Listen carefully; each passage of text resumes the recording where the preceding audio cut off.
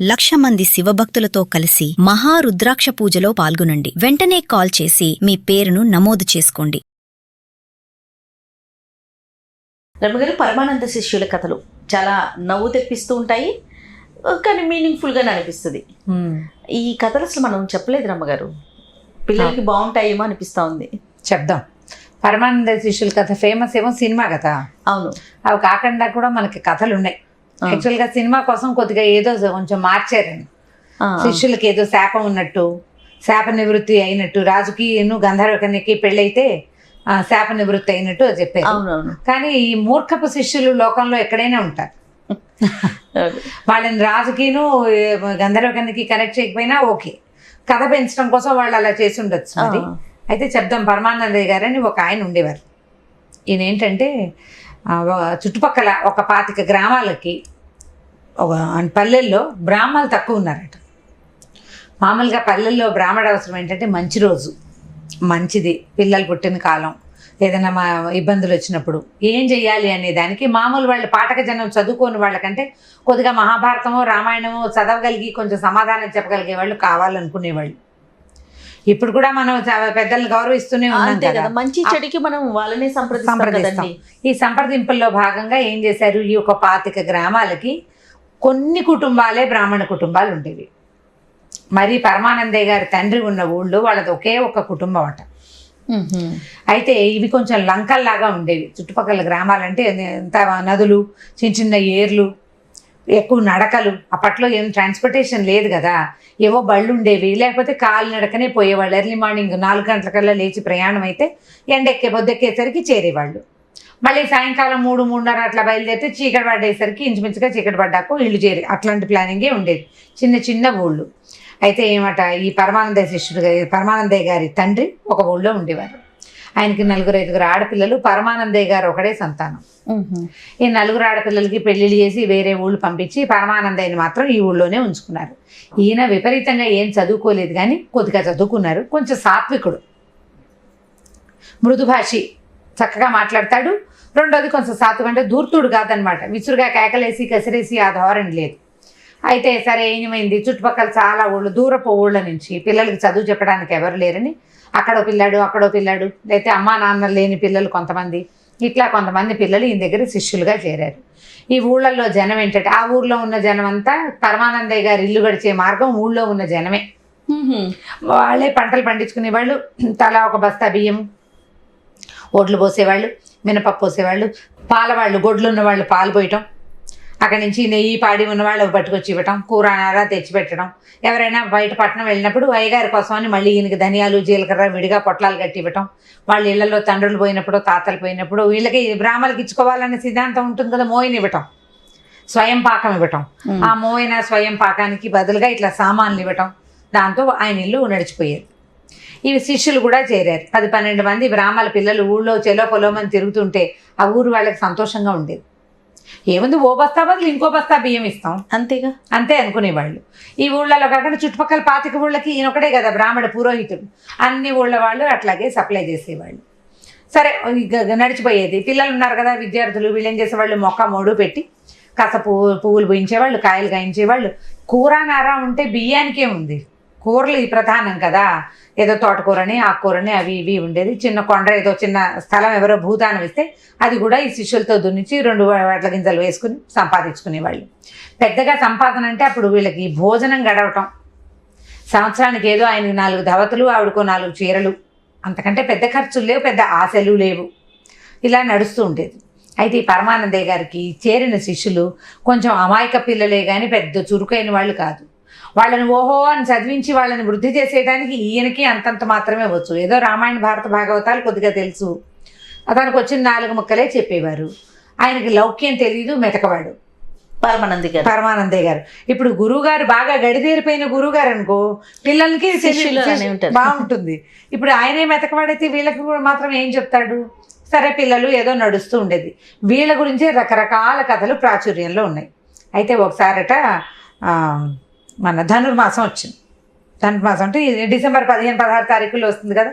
ఈయన ఏమనుకున్నాడంటే చుట్టుపక్కల గ్రామాలందరి దగ్గర ధాన్యంతో కళకళలాడుతుంది, వాళ్ళు మోసుకొచ్చి ఇచ్చేవి కాకుండా మనం కూడా అన్ని ఊళ్ళకి వెళ్ళి ఏదైనా 2-3 ఊళ్ళకైనా దగ్గరలో ఉన్న ఊళ్ళకి వెళ్ళి కనపడితే మరి కాస్త ఎక్కువ సంపాదన వస్తుంది, పిల్లలు మనకు పెరిగిపోయారు, 11-12 మంది పిల్లలు అయిపోయారని అనుకున్నాడు. అనుకుని తెల్లవారుజామునే లేచి ఏవో 2 గ్రామాలు పెట్టుకున్నారు, దగ్గరలో ఉన్న గ్రామాలు. అయితే ఈ వెళ్ళేటప్పుడు ఏరు దాటి వెళ్ళాలట. ఆ 2 గ్రామాలు ఏటవతలు ఉన్నాయి. 2 గ్రామాలకి వెళ్ళారు. వాళ్ళందరూ ఏం చేశారు, అయ్యగారు ఇంత దూరం వచ్చారని తలా ఒక ఇంత కలిగినవి అవి ఇవి కొన్ని మూటలు కట్టించి ఇచ్చారు. వాళ్ళు పట్టుకొచ్చి ఇచ్చేవి కాకుండా వాళ్ళ ఇళ్లలో పెళ్ళిళ్ళు అవి ఉన్నప్పుడు వాళ్ళు పట్టుకొచ్చి ఇస్తారు. ఈయన స్వయంగా వచ్చాడు కదా, పైగా ధనుర్మాసం అయ్యగారు స్వయంగా వచ్చాడని వాళ్ళు ఏం చేస్తారు, అన్ని మూటలు కట్టారు. ఈ కట్టిన మూటలన్నీ తలా ఒక శిష్యుడి నెత్తి మీదకి ఎత్తారు.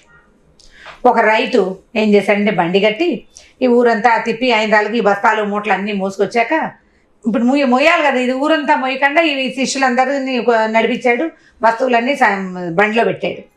ఏటి అవతల వదిలిపెట్టాడు, ఏటి దగ్గర వదిలిపెట్టాడు. ఏరు వాళ్ళు దాటాలి, బండి దాటదు. అవును. తీరా ఏమైంది, వీళ్ళు వెళ్ళేటప్పుడు చిన్నగా పాదాలు కూడా మునగనట్టుగా ఉన్న ఏరు బాగా దడదడలాడుతోంది. ఉధృతి పెరిగింది. కొద్దిగా పెరిగేసరికల్లా తెల్లబోయారు వీళ్ళు. తింటుంపదేగా పొద్దున ఏమీ లేదు, ఇప్పుడు ఇలా వచ్చేసింది, ఈ ఏరుకి పోయే కాలం, మనం సంపాదించుకుంటుంటే ఓర్చుకోలేకపోతుంది అనుకున్నారు. సో ఒక శిష్యుడు చెప్పాడు, గురుగారు ఏరు భలే దుర్మార్గం అయిందండి, ఓసారి దొంగ ఏరు ఏం చేసిందో తెలుసా, మా తాతని అన్నాడు. ఏమిట్రా ఏం చేసిందిరా మీ తాతనంటే, వాళ్ళ తాతట ఉప్పు బస్తాల వ్యాపారం చేసేవాడు, ఉప్పు తెచ్చుకుంటున్నాడట. 30 బస్తాల ఉప్పుని తినేసిందా బండితో పాటు తీసుకొస్తూ ఉండగా ఏమైంది, ఏరు ఉధృతి పెరిగింది. సరే బండి ఉంది కదా అని బండిలోకి ఏట్లోకి తీసుకెళ్తే బస్తాలు మిగిలినాయి కానీ ఉప్పు మిగిలినాయి. అలా చేసింది ఒకసారి.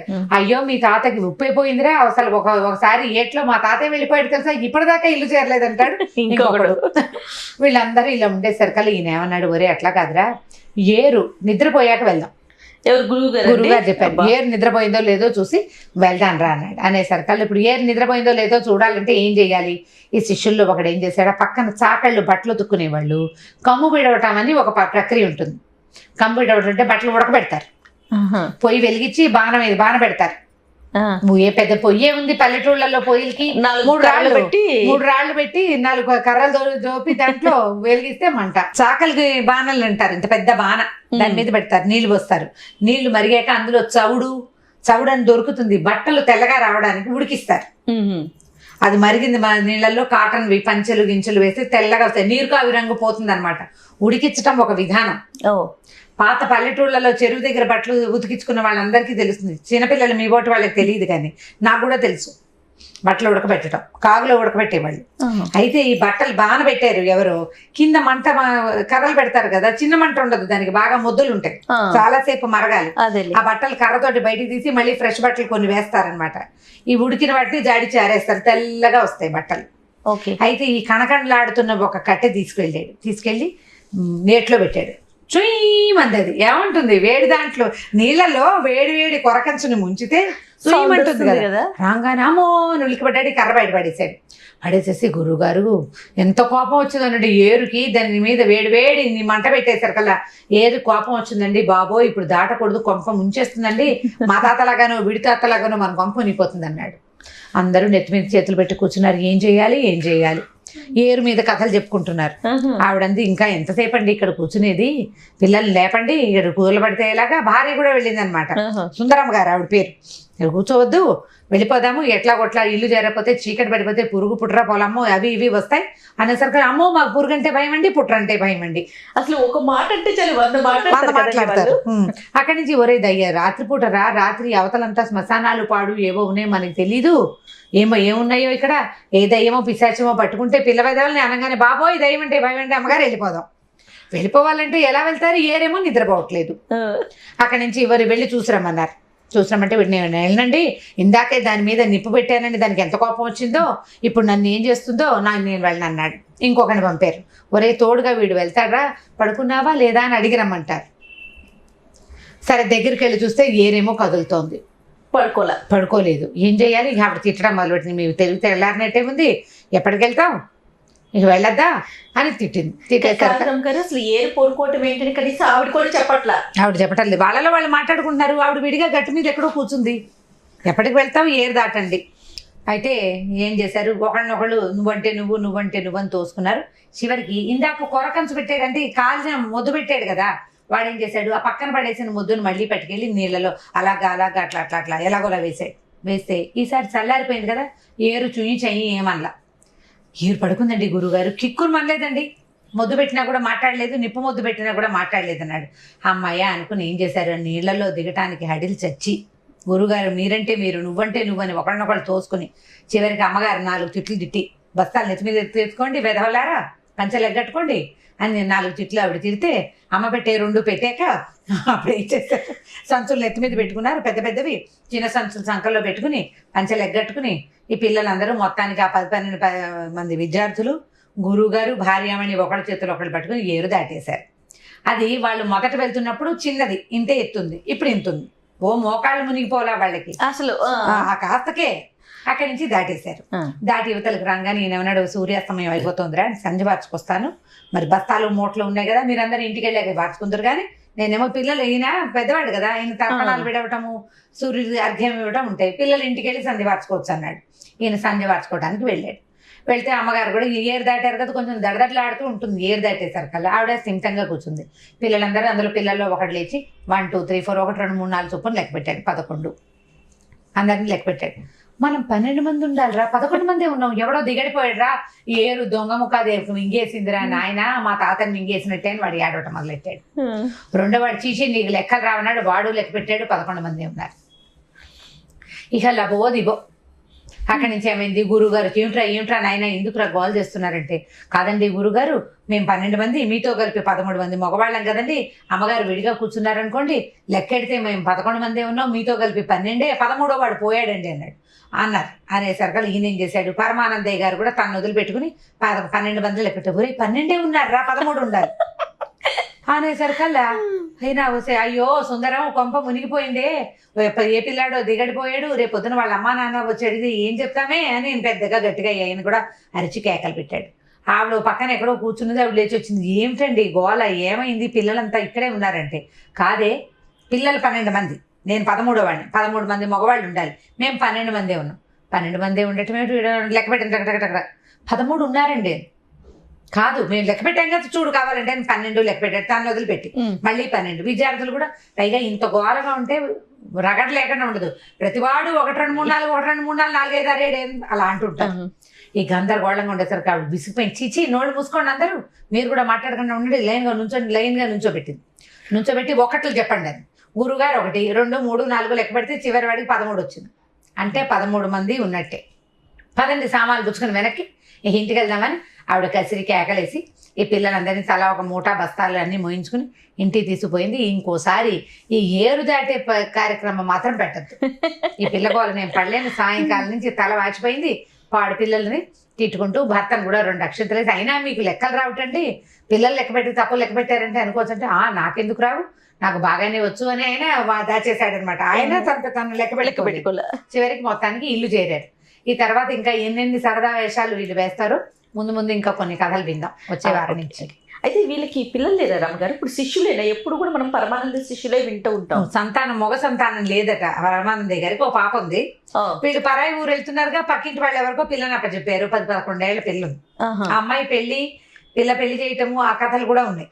ఓకే. అప్పట్లో బాల్య వివాహాలు కదా.